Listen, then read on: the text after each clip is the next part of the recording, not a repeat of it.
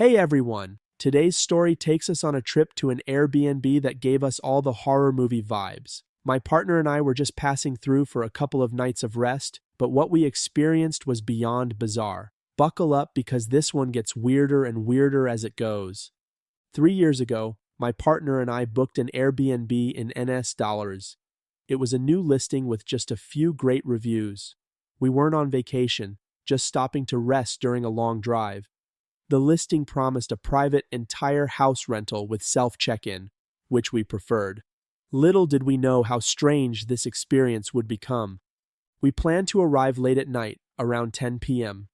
When we contacted the hosts, they said they'd leave the gate open for us, but a few hours before our arrival, we kept getting messages from them asking why we weren't there yet. It felt like we were being questioned by concerned parents. Weird, but we brushed it off. We finally arrived, driving through narrow, winding roads in the dark forest. It looked ominous, but in a cool, creepy way that we actually loved.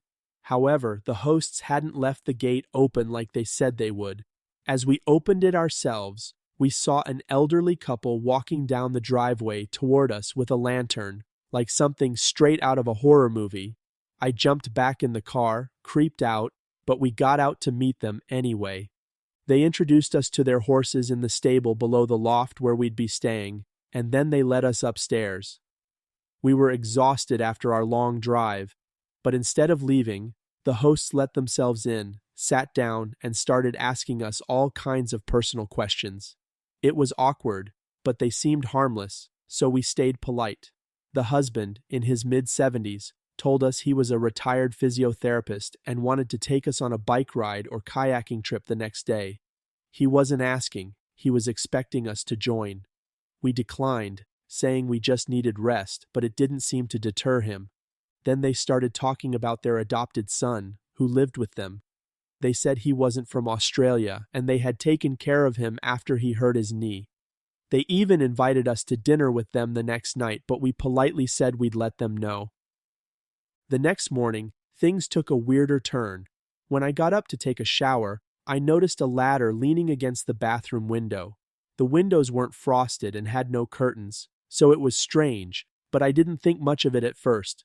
Later, my partner took a shower, and as he came out, he noticed the husband standing outside our bedroom window just watching.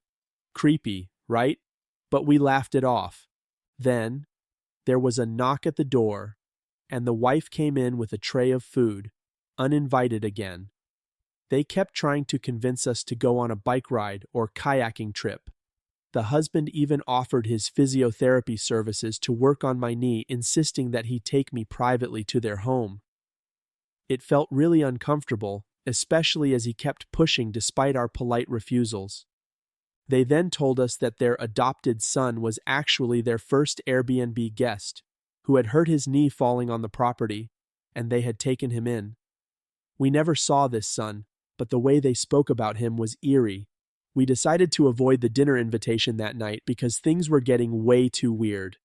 The next morning, I woke up to find the ladder moved from the bathroom window to a water tank next to it, while I was in the shower. I was freaked out but waited for my partner to wake up. When he finally did, he brushed it off again. But then we saw the husband standing at the bottom of the stairs, just staring up at our door.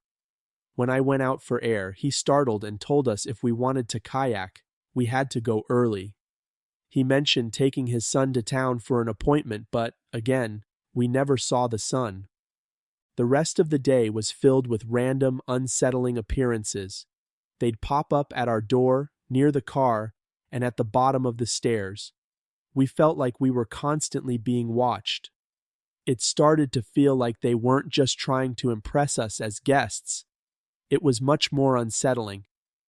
By the third day, we decided to get out early and avoid them.